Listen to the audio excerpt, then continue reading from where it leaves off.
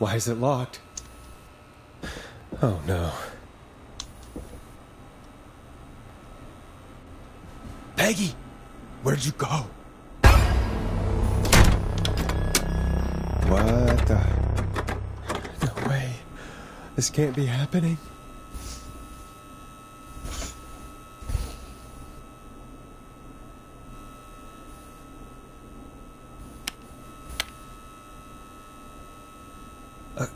A call. What do you want? Good to talk to you again, Forrest.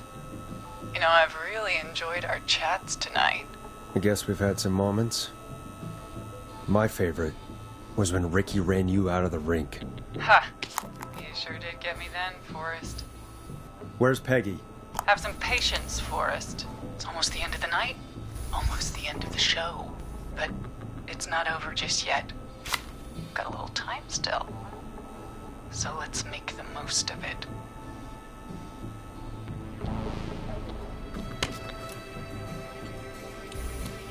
What do you mean? Make the most of it how? Well... Huh? I thought we'd end tonight's Whistling Man special with a special guest. The one who started it all. Let me take that out of your mouth and... You crazy bitch! Let me go! Welcome to the air, Mr. Teddy Gallows Jr. Wait. It's all gonna come out tonight, Teddy. Your daddy and his money saved you 20 years ago. But he crawled out of his coffin with all the money. You watching dumb people die? Wait. Is that what you're doing, Where the hell Fox is Boy? Teddy? How are you talking to him if you're here with me? Because I'm not there with you, Forrest. I'm here with Teddy. And if he says where that is, well, he knows he'll get it. I can see you. You're standing right in front of me. Oh, I get it.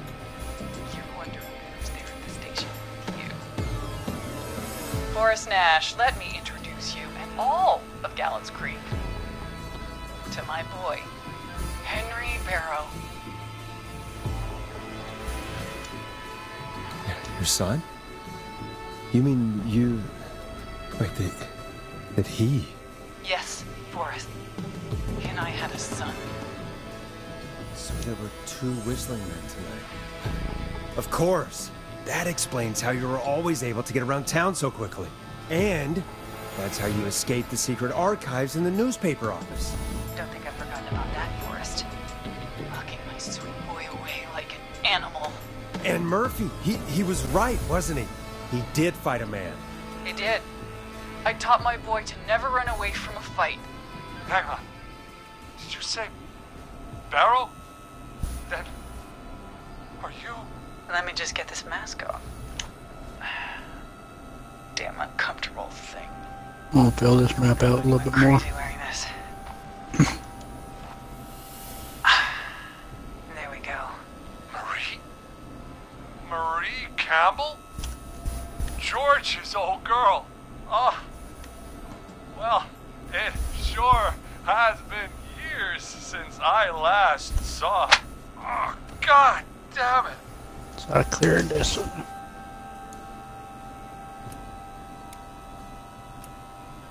Where are you going with all of this? Everyone's gonna know now what Teddy did. He killed George that night. This night. 20 years ago. Listen to me. You... Ah! You're gonna talk when I talk to you. And not a moment before. Meanwhile, Forrest, I'm gonna give you the chance to talk. You're gonna help me reveal what really happened to George all those years ago.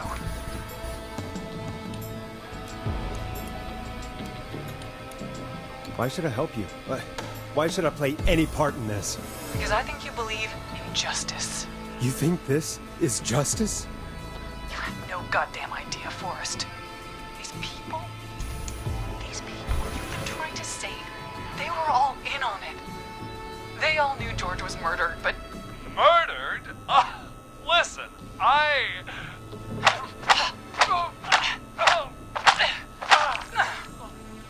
said you speak when you're spoken to. Now, I'm Now, you've done some good work tonight in piecing together what happened to George 20 years ago. And that's why I want you to interview us. Interview you? All right, I can do that. Thank you. I want you to help me and Teddy tell the story, Forrest. Do a good job. And hell, you might be the only one to leave here alive.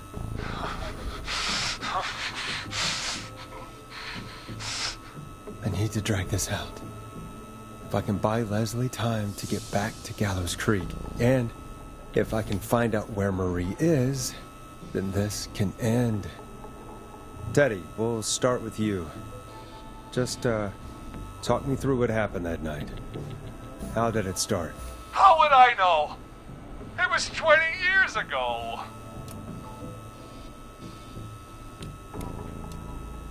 Teddy, be honest with me or we're both going to die. Honest? Forrest, I'm trapped here with a psycho. Ow. What the hell? God damn it. Okay. Our first team party was coming up. And when I saw the date it was scheduled for, I had an idea for a way we could prank the new guys. I understand that kids in Gallows Creek know tonight as Whistling Night. I'm guessing that's what you mean? Well, we didn't have a name for it then. It was just the night that Mooney went missing. But Whistling Night is what they'd call it later. Wait. You mean this was the first Whistling Night? Keep talking, Teddy. We went up near Whistling Point. God, who was there? Me, Jason, and George, of course. But George didn't come alone. He brought Marie. And Roller Ricky, he was there too, wasn't he? Yes, Ricky was there too. Runner Ricky, our wide receiver. I helped him off the bottle, you know. Because I'm a decent man. Is that so? Yes, it is. He came apart one day. Some people do. He had some issues. Wasn't stable. I didn't want him to hurt his chances in life. So, I helped him keep himself together. You were afraid he would talk about that night, weren't you? Keep talking. About midway through the night, we put the prank into action. We looked up at the trees and saw Jason there. Bloody, like he'd just been stabbed. And the Whistling Man. Screaming. George and I and Ricky, we got left behind. But Ricky was in on it too. I know he was. He and Teddy were as close as anybody. Teddy must have told him the plan.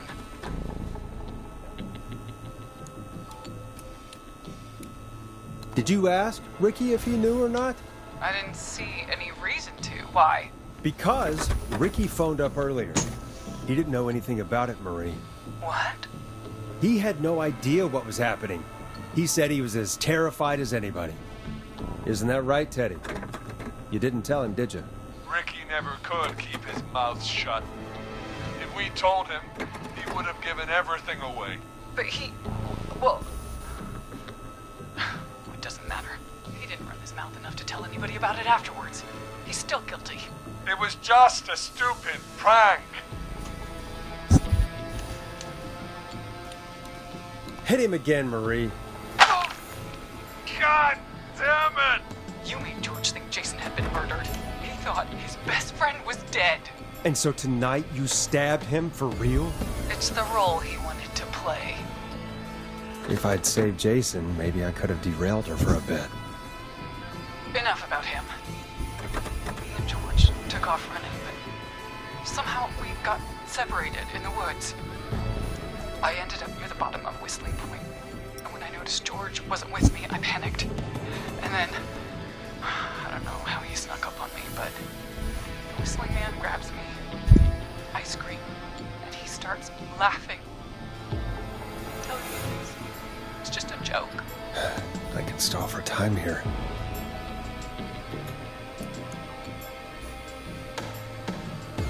Who was it, Marie? Who was the Whistling Man? I suddenly recognized it was Chuck. Chuck Brody was the Whistling Man. Laughing away. But then he stops. And he's looking up at the top of Whistling Point. What was he looking at? Teddy, what happened next? Nothing. I mean, it was just Teddy? George fell off Whistling Point. Where were you when it happened? You pushed him. You were up there.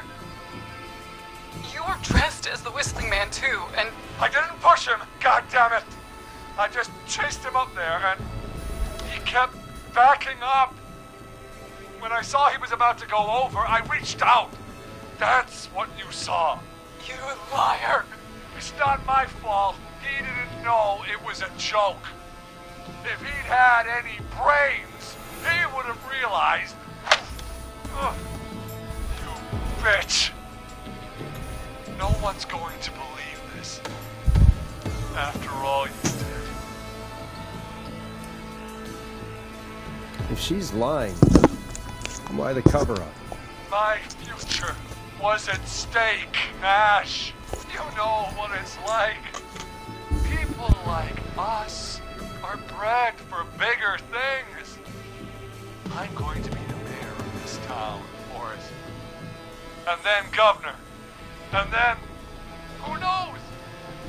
What happened that night was tragic. It should never have happened. But it was a mistake.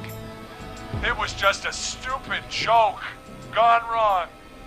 So my father sent Clive out to clean it up. Why should a blip ruin my future? George was a blip? He wasn't a blip, Marie. His father covered it up from there.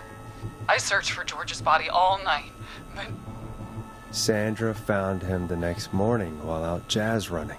she found him in the river, but she lied about that to protect Teddy.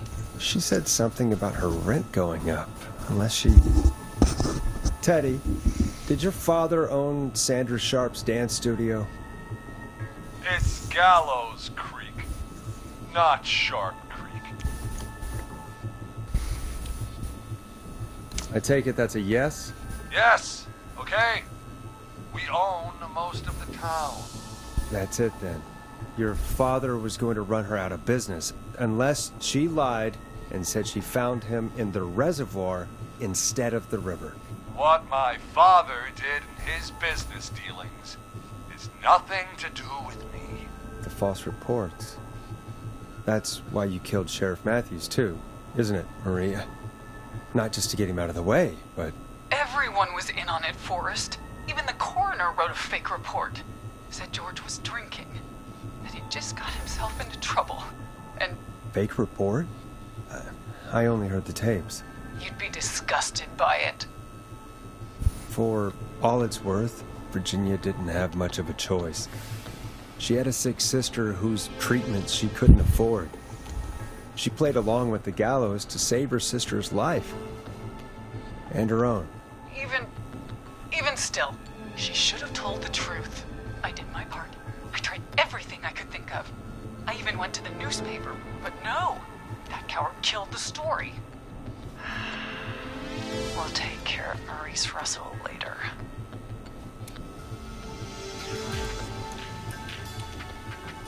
You've been through hell, Marie. I'm sorry. You've got no idea.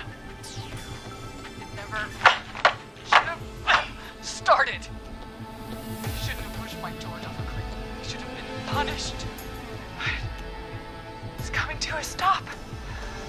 At least for now. Here, where George and I first met, before he joined the football team. Well, right after he shot the winning throw. Wait a sec. You're at Gallows Creek High, in the gymnasium. That's right, Forrest. Not that it matters, but yes, we're here. Anyway, I think that about wraps up the interview with Teddy. So... Marie? Where? Oh my god. Peggy! Teddy? You gotta help me. Quiet.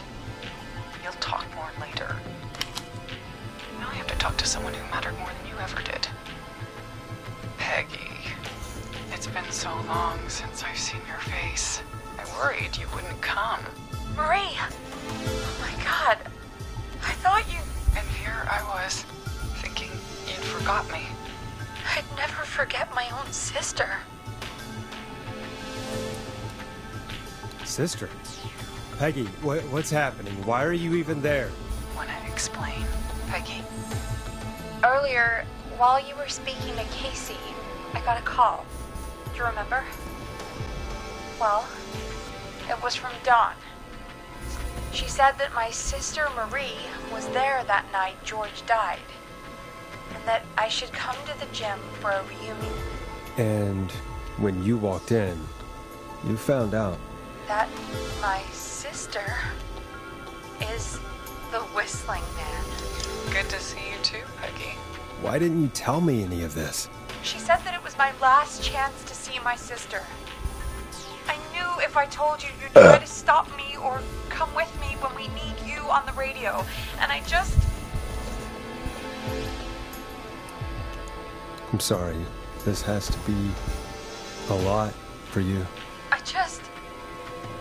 What happened to you, Marie? You just disappeared one day. I sent you a video and tell her. I was thrown out, Peggy. I begged Mom and Dad to do something. What'd you do about if what I happened acted that like night. that? But did they care? No. They told me to stay quiet. They only cared when they learned I faked George. And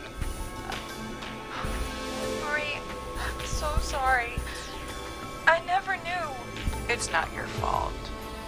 Really, it's Mom and Dad I should be seeing right now. But since they're dead and gone, well, I'll have to settle for the next best thing.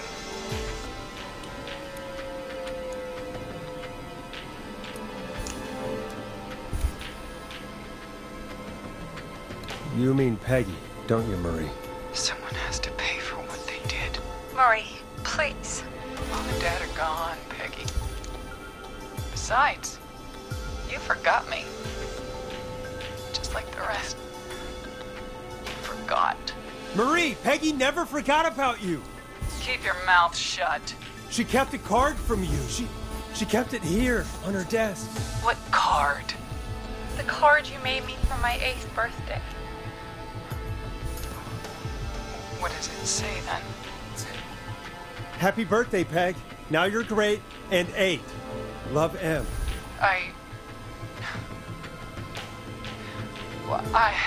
Henderson police! Freeze! No! Henry! Get out of there! Peggy! We have 2 wounded, and we're in pursuit of the suspect. Henderson police! Freeze! Forrest! Leslie, how's Peggy? She's been cut pretty bad, but we're here now. I'll be okay. God, Marie! Hey, Zara! I need you to look after Peggy. She needs help. Now, we got here just in the nick of time. Where's Marie? She bolted right as we got here. The police are right on her heels. It won't be long now. It's over, Forrest. Well, folks, it was a long night, but we made it through together. I'm gonna head off to go check on Peggy. This has been Forrest Nash.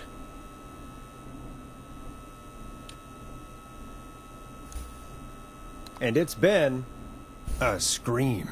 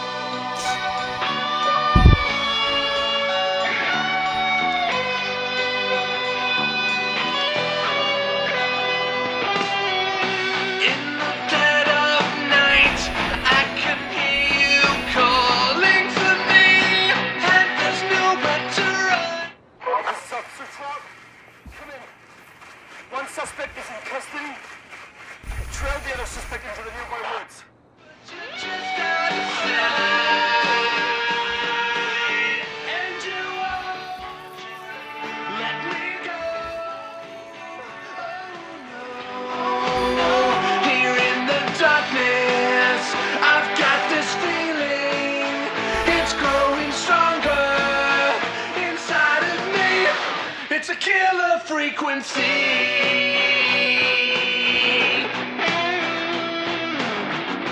I can feel my heartbeat, and it's bursting out of my chest. But the radio's on, and it's playing the song we love best. I can hear the fine, but you're just out of sight. And you won't let me go. Oh no. Here in the darkness, I've got this feeling. It's growing stronger inside of me. It's a killer frequency. Oh, it's a killer frequency.